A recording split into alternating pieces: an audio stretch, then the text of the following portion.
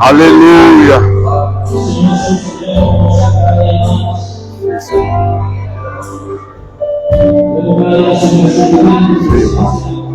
Sí, Señor.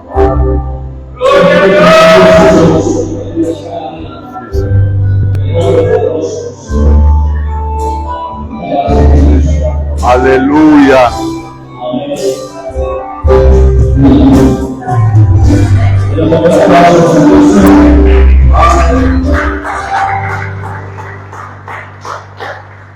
Aleluya, gloria a Dios. Padre nuestro que estás en los cielos, muchas gracias te damos por el amor tuyo, Señor. Gracias porque nos has traído a tu casa para adorarte, alabarte, darte la honra a ti, Señor. Te rogamos que en el nombre de Jesús, Señor, tú nos hables con tu buena palabra, edifícanos para gloria de tu santo nombre, Señor. En Jesucristo, amén y amén. Gloria a Dios. Bendiciones, hermanos. Gloria a Dios. ¿Puede sentarse? Gloria a Dios. Este varón, casi todos los jueves, se ha sentado allá, ¿verdad? ¿Cuál es su nombre, varón? ¿Sí? Don Alfonso. Yo lo he estado viendo ahí y yo lo felicito por venirse a sentar aquí hoy. Bueno, felicidades y sea bienvenido a la casa del Señor. Amén, gloria a Dios. Vamos a abrir la palabra del Señor en el primer libro o carta que escribió Pablo. Incluso es la primera carta del Nuevo Testamento. Vamos a buscar primera de Tesalonicenses. Primera de Tesalonicenses. Gloria a Dios.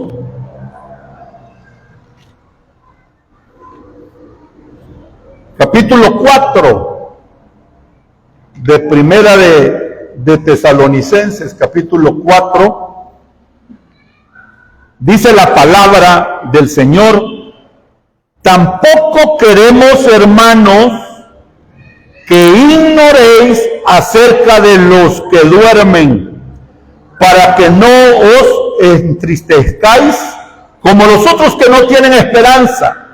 Porque si creemos que Jesús, verso 14, que Jesús murió y resucitó, así también traerá Dios con Jesús a los que durmieron en él.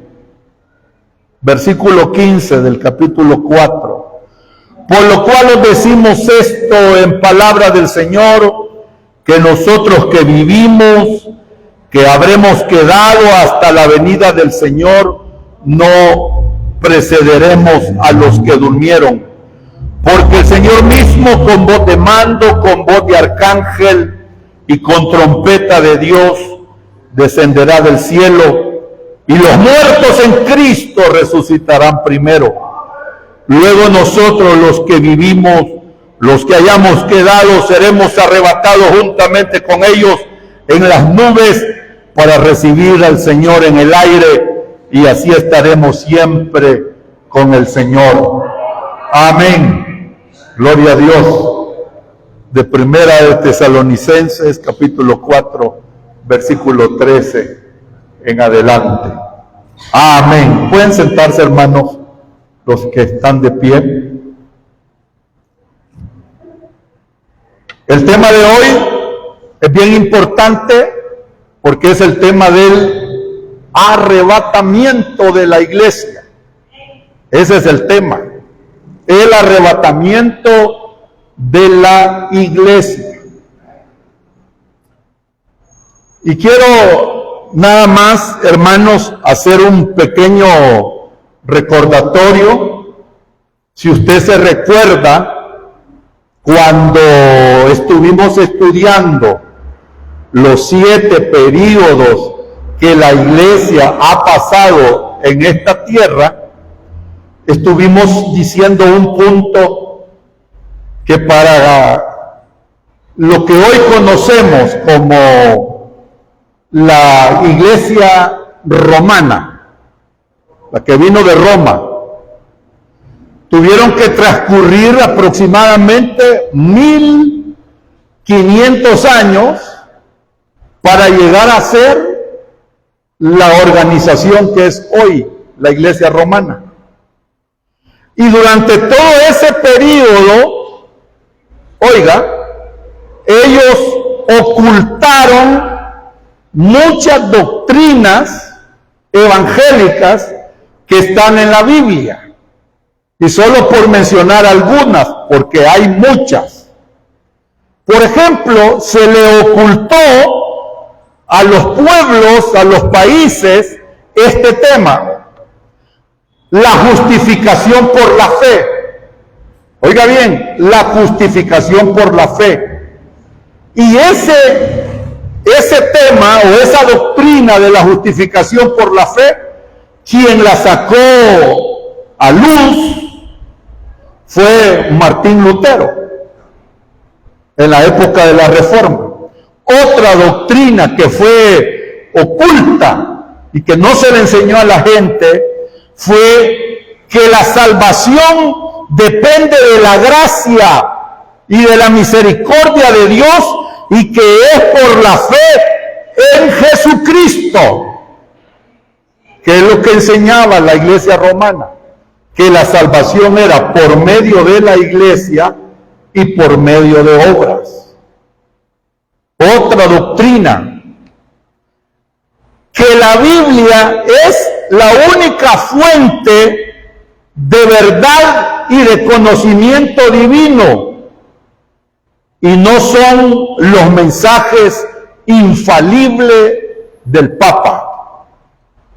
Cuando hablo de infalible, estoy hablando que a las multitudes y a los pueblos y a las ciudades les enseñaron que ellos o el Papa nunca cometía error ni nunca se equivoca.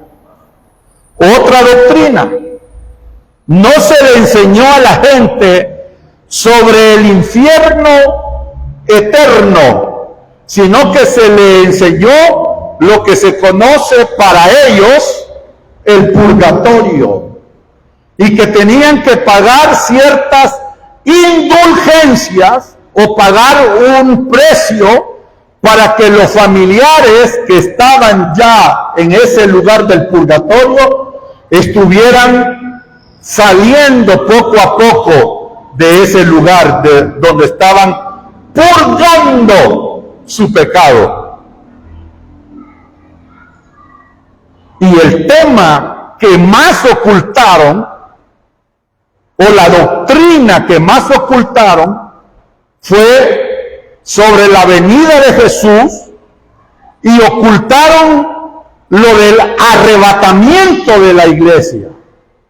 Por muchos siglos se ocultó esta doctrina del arrebatamiento. Y usted sabe muy bien que hubo una reforma dentro del núcleo de lo que se conoce la iglesia romana, y se levantaron reformadores. Amén. Entre los principales está Martín Lutero. Y Martín Lutero, amado, él sacó esa reforma protestante en contra de todo tipo de enseñanza que estaban, fíjese, en contra de la palabra de Dios o en contra de la Biblia. Enseñanzas, doctrinas humanas, dogmas religiosos, tradiciones religiosas. Entonces él fue, diríamos, el iniciador de esa reforma protestante. Y se levantaron otros reformadores como Zwinglius, Calvino, Juan Hus. Se levantaron otros hombres de Dios reformando lo que era la doctrina católica romana, y apoyaron sus doctrinas en la palabra del Señor. Pero a pesar que hubo esa reforma protestante, aún así se ocultó la doctrina del arrebatamiento de la iglesia. No se predicaba.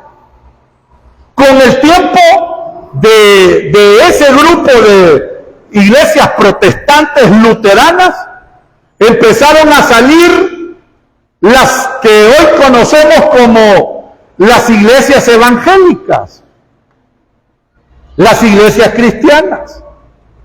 Y en la iglesia cristiana, amado, después de esa reforma protestante, aún así, muchas iglesias evangélicas no predicaban ni enseñaban a la iglesia el arrebatamiento.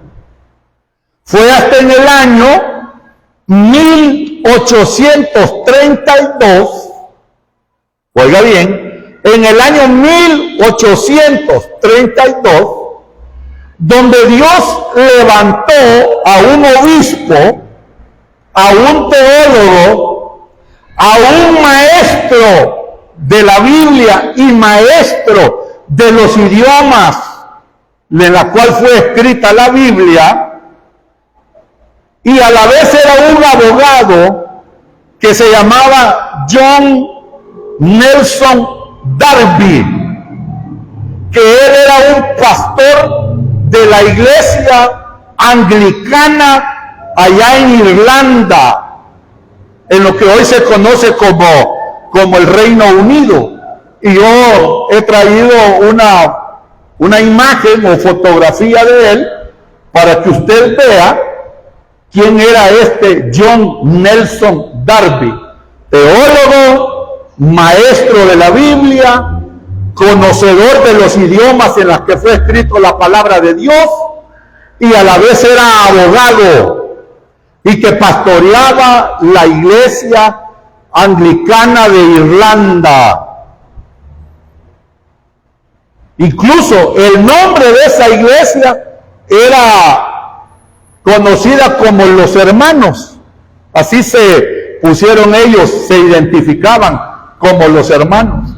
Y John Nelson Darby, el que usted puede ver aquí, y les traigo esta historia, porque actualmente también hay muchos creyentes en Cristo que no están de acuerdo con la doctrina del arrebatamiento de la iglesia.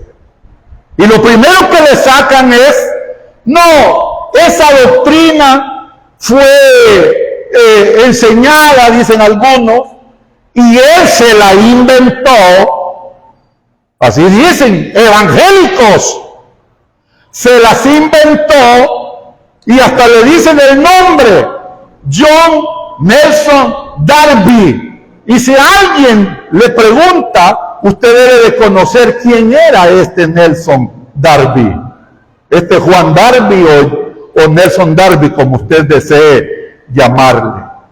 Él, amado hermano, comienza a dar a conocer esta doctrina que por siglos estuvo oculta, que no la enseñaron en la iglesia romana, que no la enseñaron en las iglesias protestantes y que no la enseñaron en muchas iglesias evangélicas.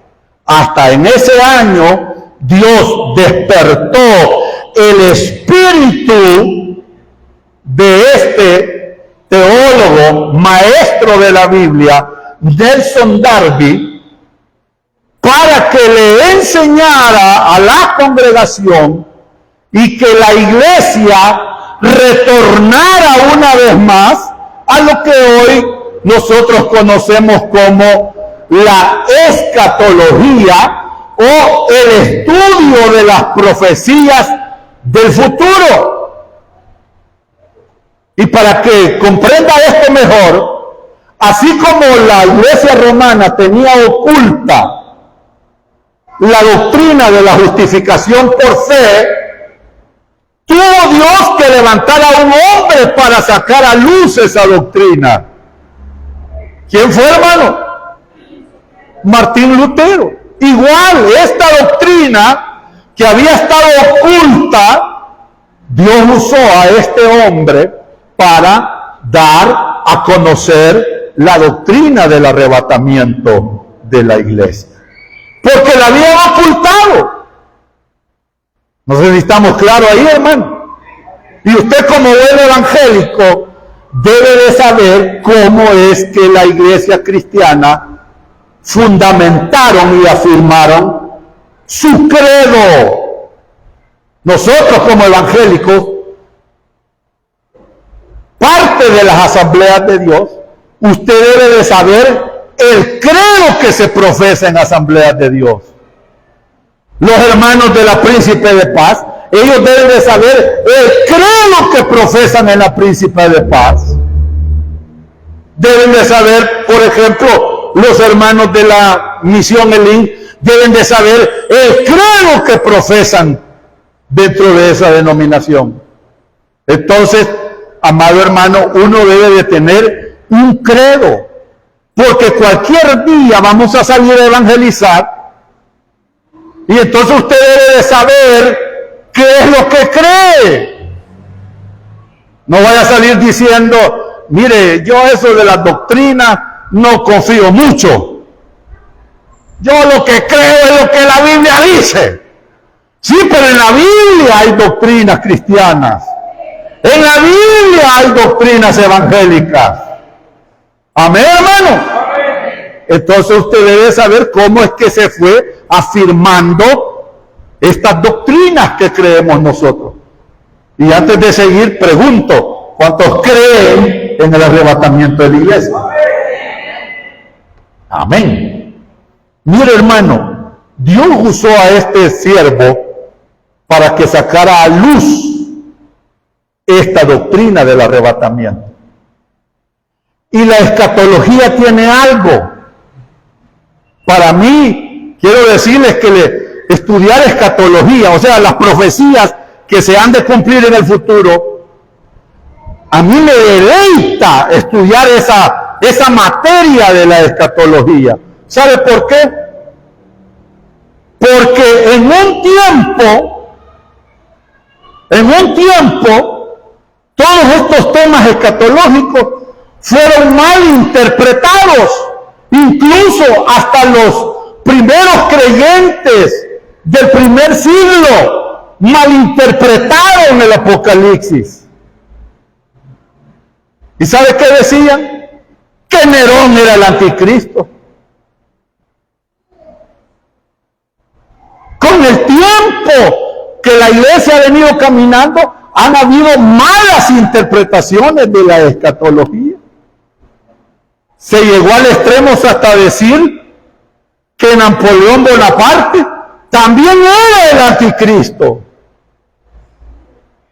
Y llegamos al año 1933 hasta el año 1945, que fue la Segunda Guerra Mundial. Todos allá en Europa y parte de aquí de América creyeron que Hitler era el anticristo.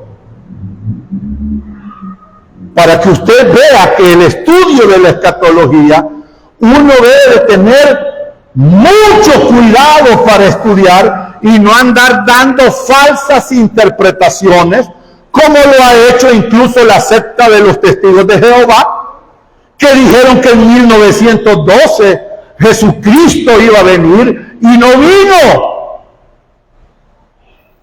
¿Qué mentira metieron después? Metieron la mentira de que vino no físicamente, sino que espiritualmente. Después comenzaron a decir que había venido, iba a venir en 1914 y no vino. Y siguieron con la misma filosofía de creencias. Por eso es importante, mi hermano, importantísimo estudiar la escatología.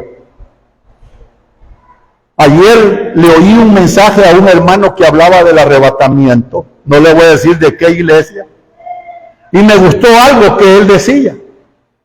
Estos temas, decía él, hoy ni siquiera ya se menciona el arrebatamiento de la iglesia. Hoy ni siquiera se quiere hablar ya del arrebatamiento.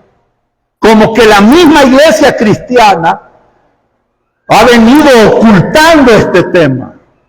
Y muchos que creían en el arrebatamiento de la iglesia, hoy se han declarado y han dicho que no va a haber arrebatamiento.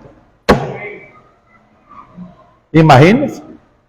Por eso pregunto de nuevo, ¿cuántos creen en el arrebatamiento de la iglesia? ¿Y sabe cuál es lo bello de la escatología? A mí cuando alguien me pregunta, y esto de la escatología, el conocimiento de esto de la escatología, ¿sabe? Yo les pongo un ejemplo bien sencillo. ¿Cuántos han ido al mar? Amén. Cuando usted va al mar, a mí no me interesa si usted se va a bañar con corbatas, en calzones, no me interesa. Pero cuando usted va al mar, se pone en la orilla de la playa y usted ve un inmenso océano. Y les digo yo a ellos, la escatología es igual. Es como que usted esté a la orilla de esa playa o a la orilla de ese gran océano, agarre su lancha y le mete todo el vapor, el motor, y sigue, y sigue, y sigue, y usted queriendo alcanzar esa orilla que se ve en el horizonte. Pero ¿qué sucede? Que entre más usted va profundizándose en esas aguas, en ese gran océano, ¿qué sucede, hermano? Se va aumentando, va creciendo, y va creciendo, y va creciendo. Igual es el estudio de la escatología. Mire, ni los reformadores como Calvino, como Martín Lutero, y como los grandes hombres de Dios después de ellos, como que no llegaban a alcanzar, a comprender todo esto que hoy estamos hablando. ¿Y sabe cuál es lo hermoso de la escatología? Que entre más los días vengan y los años vengan, el Señor va dando su conocimiento escatológico paulatinamente.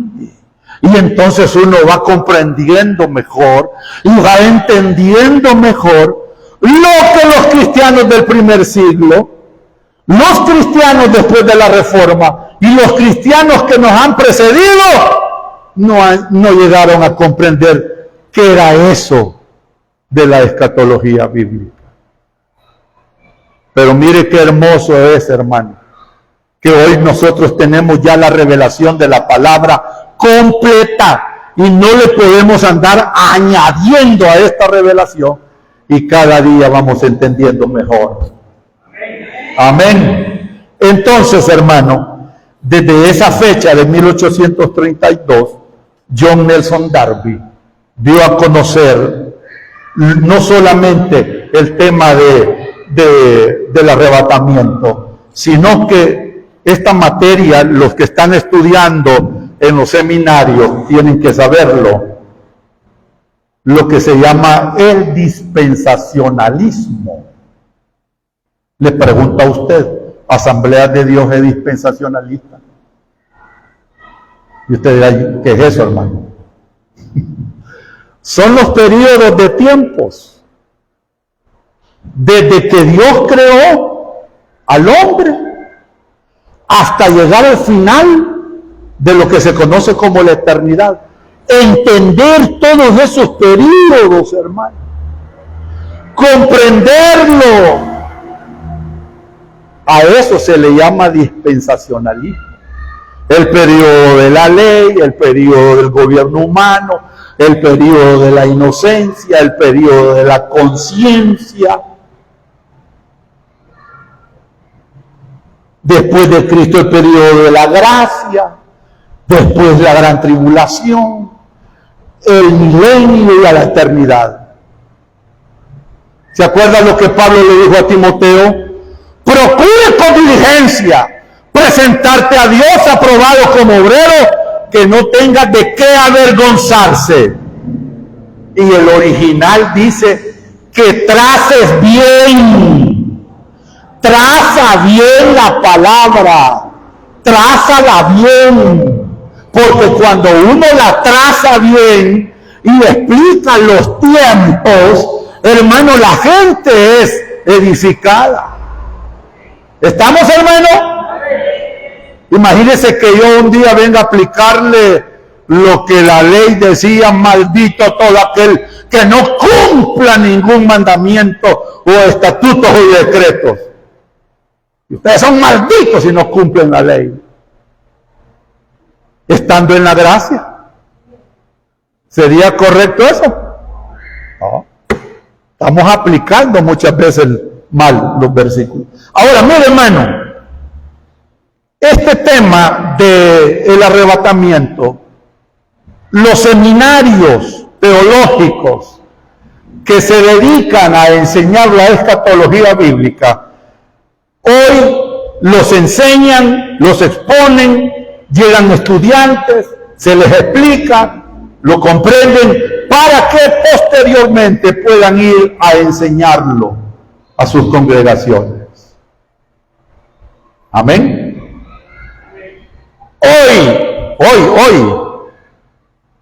Hoy, hermano, hoy por hoy, esta doctrina del arrebatamiento o de la venida de Jesús, muchos se burlan de esta. Otros tergiversan la enseñanza y otros, amados hermanos, atacan la doctrina del arrebatamiento. Ahí se va a sorprender usted. Cualquier momento se va a encontrar un hermano en Cristo que le va a decir: y usted sigue creyendo esas locuras del arrebatamiento, hermano. Y si usted no está bien firme, mire, hermano, así lo va a hacer.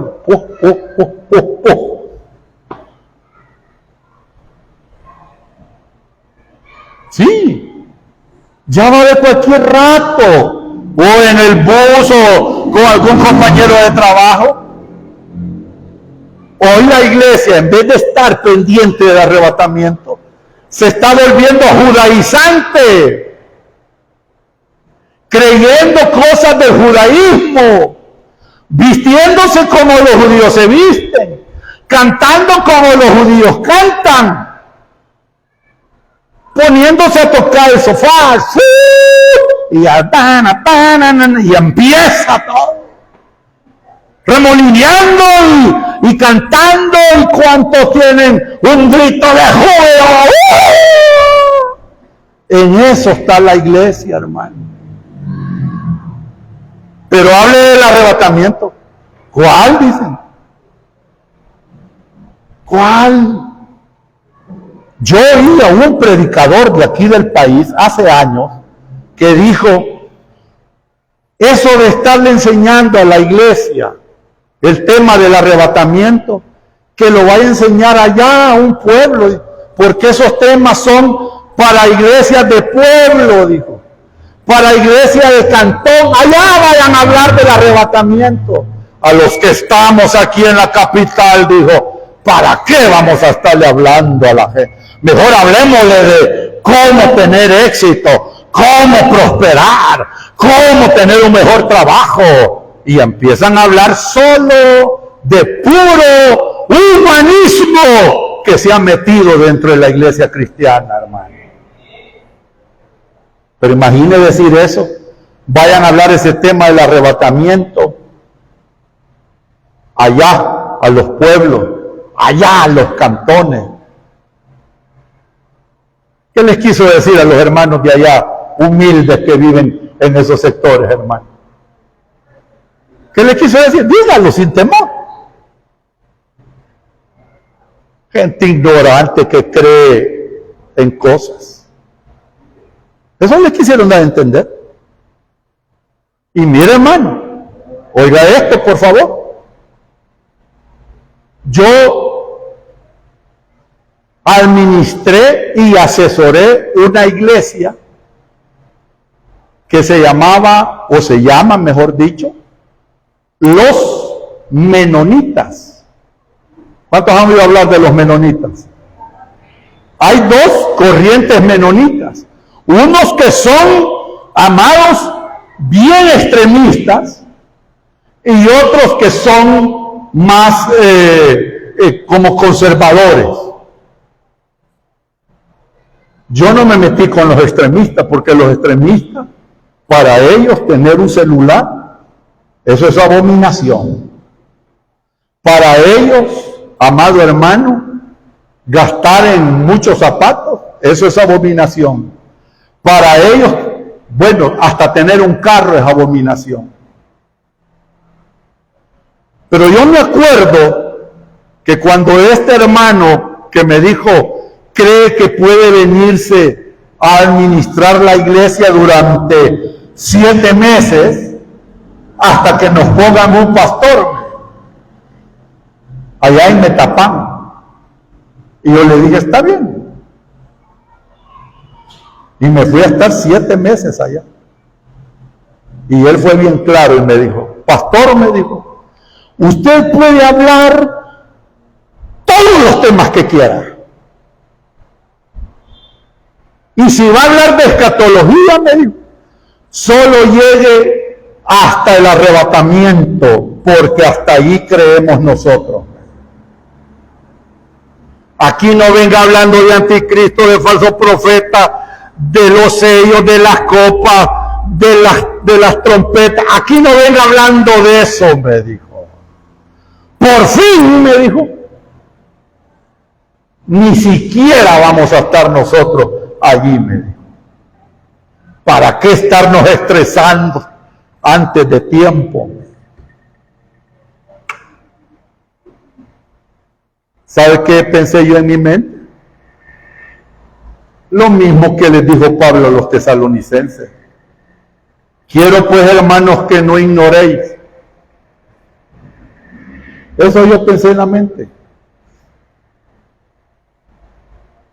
Que no fueran ignorantes en el conocimiento de las doctrinas. Y ahí estuve con ellos hasta que le llegaron a poner el pastor. Y me vine ya con mis hijos, mi esposa, en diciembre 28 del 2001, hermano. Me vine. Llegamos aquí como a las 8, 9, 10 de la noche, pues teníamos un carrito por ahí nosotros. Y nos venimos. Y le instalaron su pastor a ellos. Pero me dijo eso él. Hasta aquí, hermano. Punto. Yo no sé si ustedes me van a decir también, hasta aquí, hermano, y punto. Ay. Pero mira, hermano, si vamos a ver este tema del arrebatamiento, tengamos mucho cuidado de no caer en distorsionar el tema.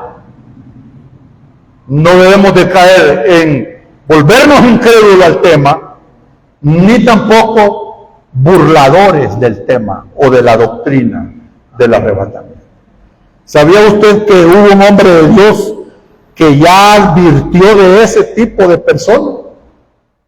Busque conmigo 2 de Pedro. Segundo libro de Pedro, capítulo 3.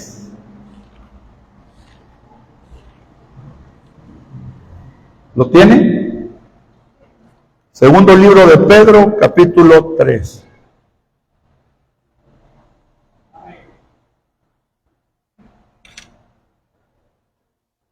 Oiga lo que dice. Versículo 3.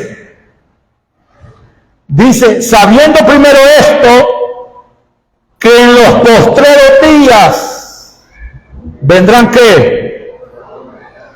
Burladores, andando según sus propias concupiscencias. ¿Cuántos creen que estamos en los postreros días? Verso 4. Diciendo, ¿dónde está la promesa de su advenimiento? Porque desde el día en que los padres durmieron, todas las cosas permanecen así como desde el principio de la creación, dicen estos burladores. Verso 5 dice, estos ignoran voluntariamente que en el tiempo antiguo fueron hechos por la palabra de Dios los cielos y también la tierra que provienen del agua y por el agua subsisten.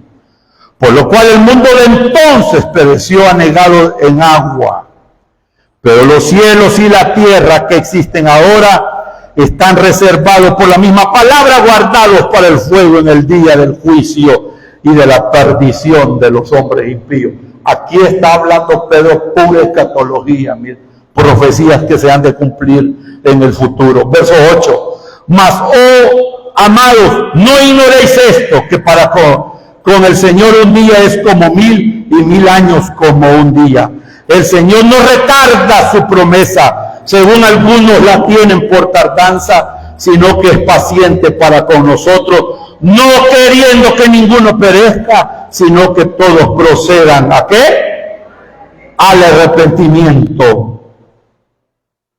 Por eso, hermano, nosotros al oír y leer todo esto, debemos de tener el cuidado de no caer en esa trampa de andarse burlando de las profecías de la escatología bíblica. ¿Están de acuerdo, hermano? Bueno, entonces, el jueves pasado les hablé que es arrebatamiento. ¿Se acuerdan la palabra griega que les mencioné? ¿Se acuerdan? Arpagesometa. Yo oí a un predicador que dice que la palabra que está en el original griego es parusía. Es esa palabra arpagesometa, que significa arrebatamiento. El arrebatamiento es futuro, donde Jesucristo descenderá del cielo para arrebatar a su iglesia, resucitar a los muertos en Jesucristo amado y transformar a los vivos, recibirlos en el cielo para llevarlos a su gloria y estar con Él para siempre. Amén. Esa es la definición de arrebatamiento. Otra característica del arrebatamiento, hermano. El arrebatamiento está basado en la promesa que el Señor hizo en San Juan 14, que Él se iba a ir y que vendría y nos tomaría para que donde Él esté, nosotros también estemos con Él. Amén. Esa es nuestra esperanza gloriosa como iglesia. Esta doctrina del arrebatamiento, amado hermano, fue, oiga, revelada únicamente al apóstol Pablo. Solo a él. No se lo reveló ni a Juan, no se lo reveló ni a Pedro, solamente a él. Amén. Y usted se preguntará, ¿a dónde está eso en la Biblia? Volvamos de nuevo, amado, a 1 de Tesalonicenses, capítulo 4, versículo 15, hermanito Miguel. Mire, hermano, aquí hay una expresión que no aparece absolutamente en ninguna parte del Antiguo Testamento, ni en las otras cartas de Pablo. Solamente aparece aquí en Tesalonicenses. ¿Sabe por qué solo aparece en Tesalonicenses? Ya lo vamos a leer. Fue la primera carta que Pablo escribió. Y tuvo que hablar de la venida y del arrebatamiento, porque la iglesia, ¿se acuerda lo que les dije el jueves pasado? Estaban con un entusiasmo y con un ánimo de que Jesús viniera.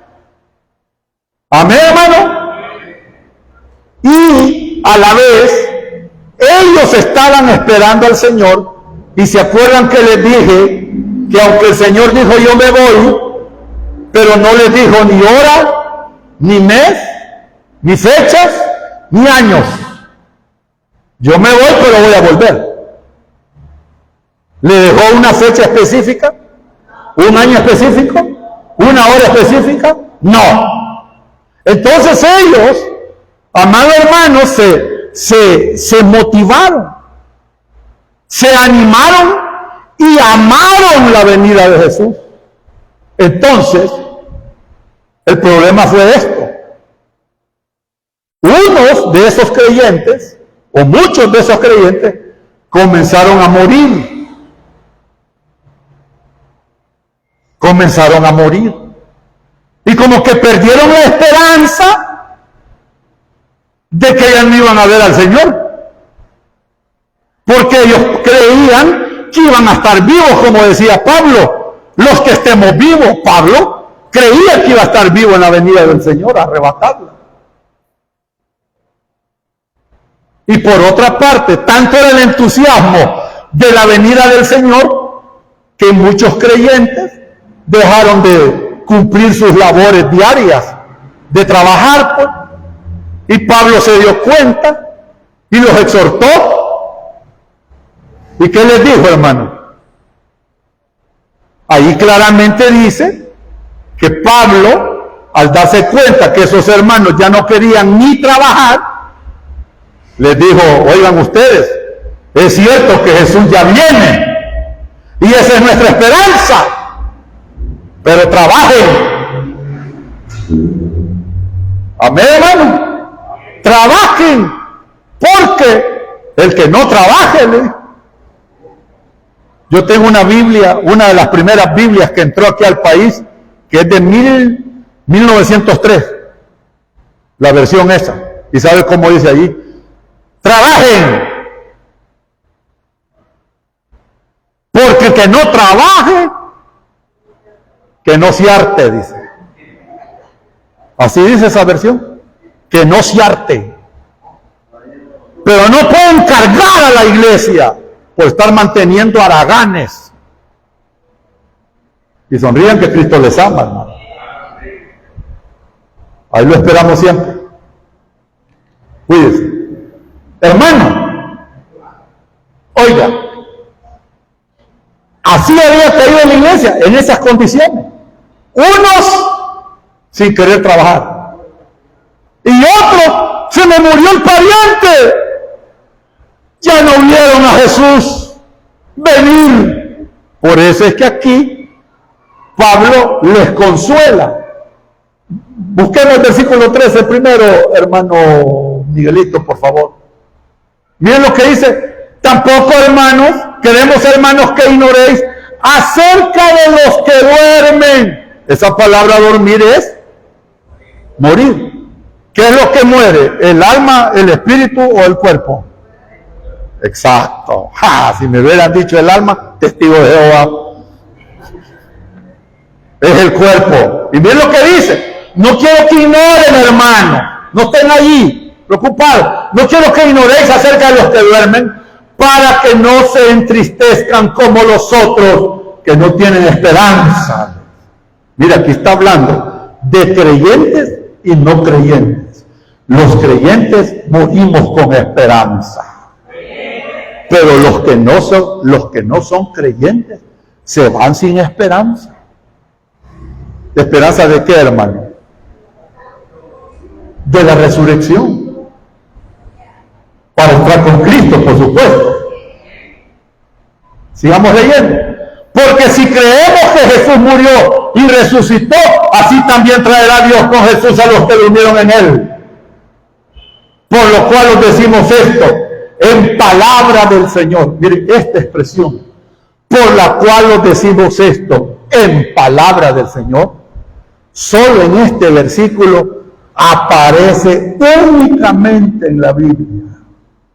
Y Pedro no lo menciona, Juan no lo menciona. Fue a Pedro quien le reveló el Señor, a Pablo quien le reveló el arrebatamiento. Únicamente a él. Privilegiado el Pablo. Por eso esa palabra que dice, por lo cual os decimos esto, en palabra del Señor. Dígame ya, hermano, ¿a dónde está ese versículo en el Antiguo Testamento o en el Nuevo Testamento? Esas palabras que le dijo el Señor. No las va a encontrar. Porque solo a Pablo le reveló el Señor. ¿Y qué le reveló? Yo les digo, dice, o les decimos esto en palabra del Señor, que, aquí ya viene la revelación, mire, que nosotros que vivimos, que habremos quedado hasta la venida del Señor, no precederemos. Esta palabra preceder significa no nos vamos a adelantar a los muertos. Y les comienza a dar una cátedra del arrebatamiento. Mire, hermano, volvamos al versículo. Dice, hasta la venida del Señor, no nos vamos a adelantar a los que ya murieron. Sigamos. Porque el Señor mismo, esta fue la revelación, mire. Porque el Señor mismo, con voz de mando, con voz de arcángel, con trompeta de Dios, descenderá del cielo y los muertos en Cristo resucitarán primero. Mire, hermano, si usted se muere va a tener el privilegio de resucitar. Después vamos a seguir los que estemos vivos. Aleluya. Ya se afligieron, pero hermano. Oiga, luego nosotros, dice Pablo, los que vivimos, los que hayamos quedado, seremos arpajesomato, arrebatados juntamente con los resucitados en las nubes para recibir al Señor en el aire, y así estaremos siempre con el Señor. ¡A su nombre! Mire qué bueno. Esa revelación solo Pablo la recibió. Punto. Amén. Vamos, hermanos, a ver este otro punto. El arrebatamiento, oiga bien esto, no será visible al mundo. Solo los creyentes veremos al Señor. ¿A dónde? En las nubes del cielo. Amén. Pero el mundo notará la desaparición de los creyentes, pero todavía así no creerán. ¿Estamos, hermano? No creerán. Otro punto. El arrebatamiento será instantáneo. En un abrir y cerrar de ojos. Así lo dice la palabra del Señor. En 1 Corintios capítulo 15. Allá lo lee usted en su casa. Versículo 51-52. El arrebatamiento será inesperado. El Señor se puso como una figura de un ladrón. Vendré como ladrón. Hoy le preguntaba yo a mi esposa y le decía yo a ella, ¿sabías tú por qué Jesús dijo que vendría como un ladrón? ¿Qué tiene? ¿Qué cualidades tiene un ladrón, hermano? ¿Ah? No avisa. ¿Qué más? Te da la sorpresa. Te da la sorpresa. Sí, correcto. Él no anda avisando.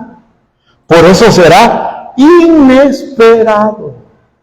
A la hora que menos pensemos, el Señor vendrá. ¿Cuántos alaban el nombre del Señor? Otro, mi amado hermano, será selectivo. Oiga bien, hermano, lo que estoy mencionando. Será selectivo. Le hago una pregunta. ¿Jesús vendrá a traer denominaciones cristianas? ¿Misiones cristianas? ¿Asambleas cristianas? No. Él viene a traer a sus hijos verdaderos creyentes, nacidos de nuevo, que hayan dado cambio de ese nacimiento. Fíjense que no dije que el Señor va a venir a traer a los que levantaron la mano y dijeron yo acepto al Señor, y comiendo chicle y sin sentir nada en su corazón. No. Nacidos de nuevo, que se les ha dado cambios profundos en su vida. Amén, hermano. Que amen a Dios y a su prójimo. ¿Cuántos han nacido ya de nuevo? El Señor así lo dijo a Nicodemo: tienes que nacer de nuevo. Una nueva criatura. Por eso el Señor viene a traer a los suyos, a su pueblo, a su iglesia, que Él se entregó, dio su vida, dio su sangre. Amén, hermano. Entonces, todos los que seamos arrebatados es porque hemos creído en Él como Señor y Salvador. Ha habido un nuevo nacimiento y ha habido un cambio en nosotros y ha habido amor para Él y para nuestro prójimo. El que no ama no es nacido de Dios. El que no ama. No sé si usted ama al que tiene a la par, hermano, o le está guardando rencores, resentimiento. ¡Uy, que yo no puedo ver a esa hermana! Me cae en el dedo gordo esa hermana, me cae mal. Mire, sería bueno que esta noche se haga un examen si realmente usted ha nacido de nuevo. Porque el que ama es nacido de Dios. El que ama. Amén. Permíteme, tranquilo. Oiga, hermano, esto otro.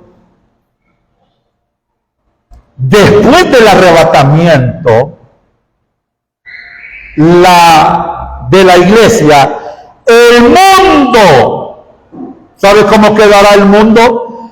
Quedará envuelto en un periodo que se conoce como el periodo, no sé si tenemos ahí la línea de tiempo, hermano Miguelito, que se conoce como el periodo de tribulación y gran tribulación. Así se llama el periodo. Tribulación y periodo de gran tribulación. ¿Cuánto tiempo va a durar eso? 7 años. 7 años. Ahora, hermano, ese periodo durará 7 años. Oiga bien esto, por favor. Se va a manifestar el anticristo, el falso profeta. En ese periodo de tribulación y gran tribulación, también van a ser derramados las copas, trompetas. Aquí estamos, mire, hermano. Tribulación, primeros 3 años y medio. Gran tribulación, los otros 3 años y medio. En total se hacen ¿cuánto? Esos 7 años. Hasta el mismo Señor dice que serán acortados, porque los juicios de Dios van a ser tan terribles, pero el Señor va a cortar ese tiempo por causa de los escogidos. ¿Cuáles, hermano? ¿La iglesia o los creyentes de la gran tribulación?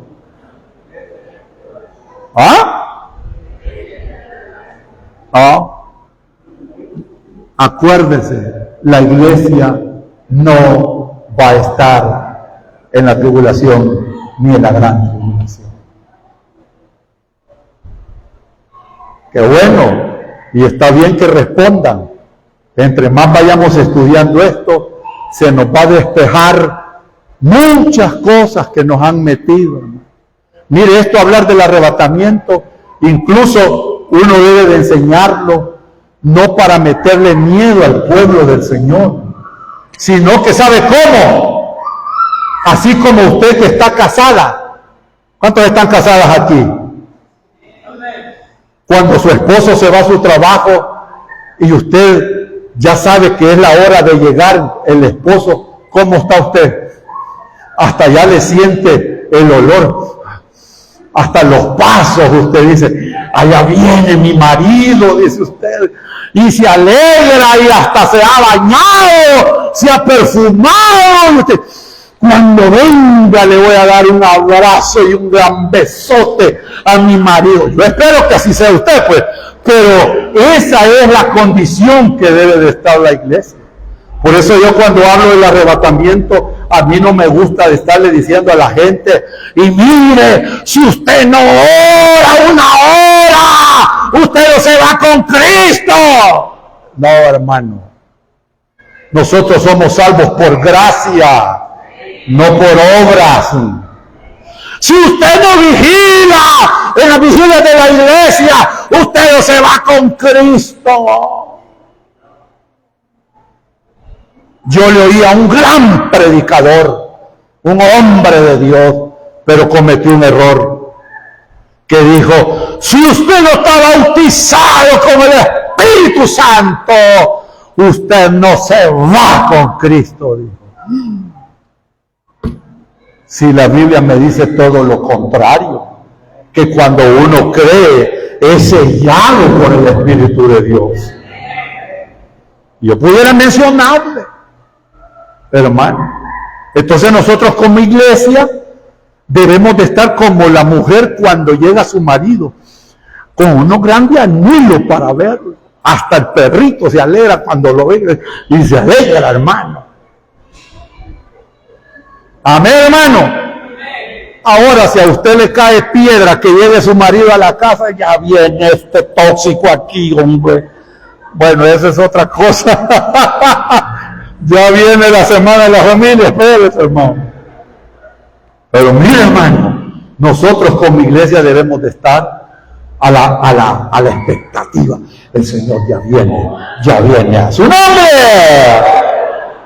Entonces, hermano, porque viene ese periodo de dolor para la tierra. Por eso es que dice que los que moren en ese periodo de gran tribulación, ¿sabe qué dice Apocalipsis? ¡Ay! Hay 3 ayes. ¡Ay! ¡Ay! De los moradores de la tierra. Pero usted no se preocupe. Nosotros vamos a estar gozándonos en la presencia del Señor. ¡A su nombre! ¡Aleluya! Tercer punto, para ir finalizando, así rápido. Quiero que vean los puntos de vista que tienen algunos evangélicos en relación al tema del arrebatamiento. Oiga, hay evangélicos que niegan y rechazan el arrebatamiento de la iglesia. Ellos creen que ya estamos viviendo el reino. Y que la iglesia que está aquí en la tierra es la que tiene que ir estableciendo el reino aquí en la tierra. Ese punto de vista no es correcto. Segundo punto de vista de evangélico en relación a la doctrina del arrebatamiento. Hay otros que, hermanos, creen que el arrebatamiento solo será parcial. Y cuando hablan de esto, es que creen que los únicos que se van a ir son los más espirituales de las congregaciones. Y que los carnales van a pasar la gran tribulación. ¿Y sabe de dónde se agarran? De las vírgenes, de las sensatas y de las insensatas, aplicando mal la palabra. Por eso creen en el arrebatamiento parcial. ¿Saben de qué otra parte de la Biblia se agarran? Cuando Jesucristo le dijo a Pedro, a Jacobo y a Juan que subieran al monte. ¿Y Jesús qué sucedió allá, hermano? Se transfiguró.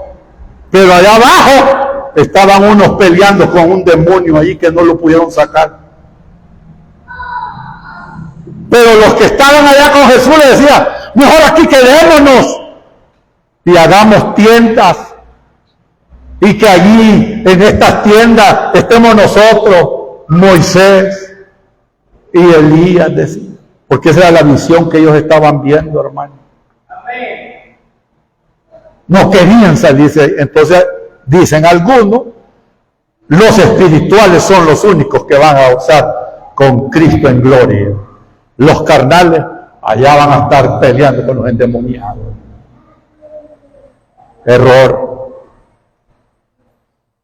Hay evangélicos también que creen que el arrebatamiento va a ser preira.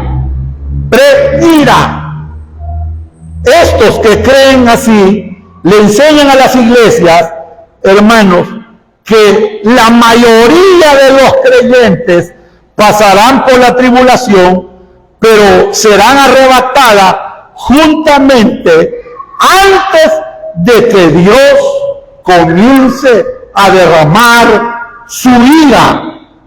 Apocalipsis habla de dos iras: de la ira del Cordero y de la ira de Dios. Entonces, dicen esto, cuando ya se vaya a derramar la ira de Dios, Dios va a levantar a su iglesia. Pero van a pasar la gran tribulación. Oiga este otro punto de vista. Otros creen que el arrebatamiento será en medio de la gran tribulación. Así lo creen. Estos que enseñan esto, amado, oiga, dicen que la iglesia será arrebatada cuando hayan pasado los primeros 3 años y medio. Estos que puede ver usted aquí, los 42 meses. En medio de la gran tribulación, dicen, va a ser arrebatada la iglesia. El quinto punto, los que creen que el arrebatamiento será posterior a la gran tribulación, es decir, amado, cuando Cristo regrese en gloria, allí va a ser el arrebatamiento posterior a la gran tribulación. Y mire, esta enseñanza es tremenda, hermano.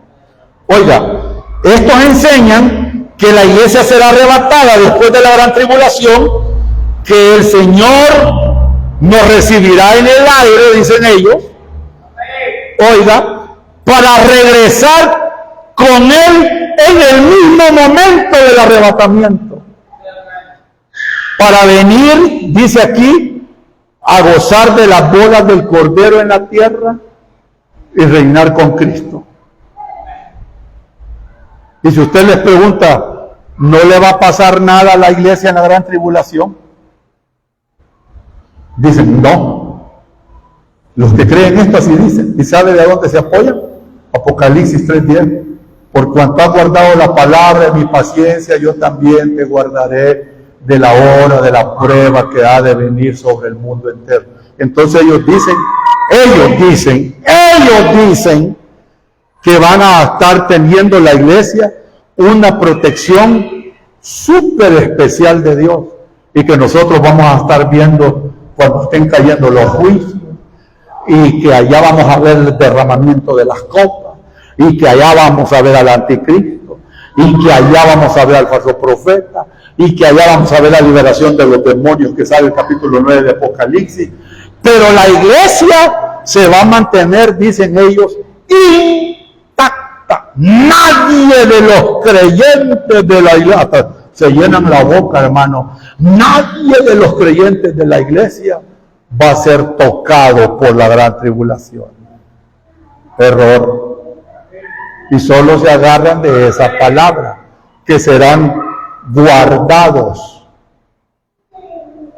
Y el último punto de vista, hermano, es los que creemos que el arrebatamiento será antes del comienzo del periodo de 7 años de tribulación y gran tribulación. Amén, hermano. ¿Cuántos creen eso? Hermano, oiga bien, por favor.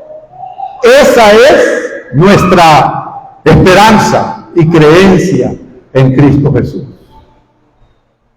No sé cuál cree usted. La del medio, la posterior, preira, no, yo no creo nada de eso, o antes.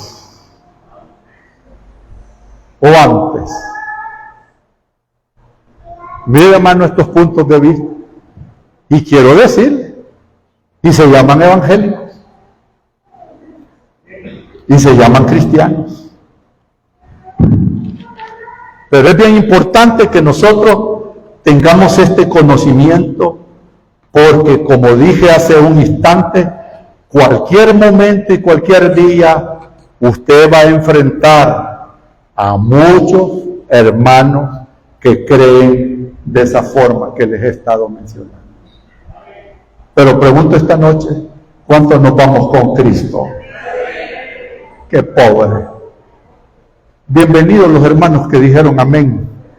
Aleluya. Claro, hermano. ¿Sabe qué? En este tiempo o en estos años a la iglesia como que ya no le palpita el corazón por la venida del Señor.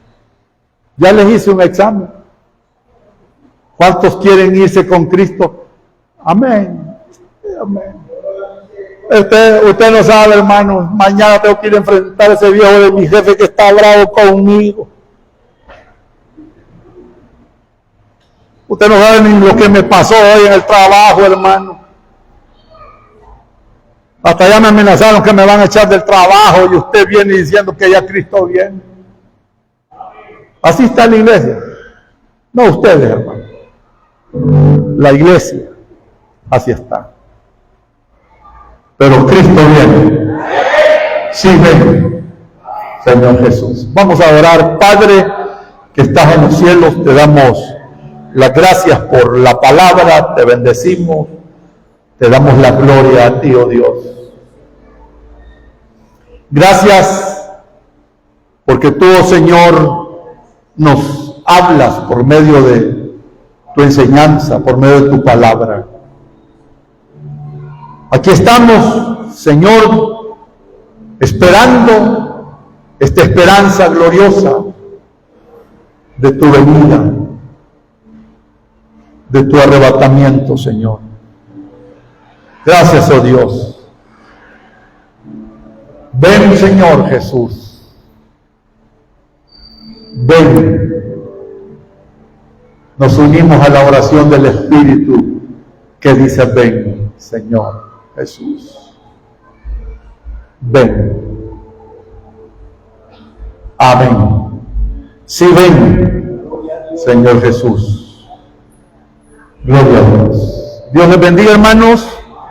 Dejo al pastor con ustedes. Amén. Y bueno es el Señor, hermanos, que Dios nos concede esta bendición de poder oír su palabra, de poder recibir esta enseñanza cada jueves, esta enseñanza que nos está poniendo alertas, nos está preparando para ese encuentro con nuestro Señor y Salvador Jesucristo. Amén. Qué bueno es el Señor. Vamos a consagrar nuestras ofrendas esta hermosa noche. Hay que invitar a nuestra hermana Mari que nos ayude en esta hora para consagrar.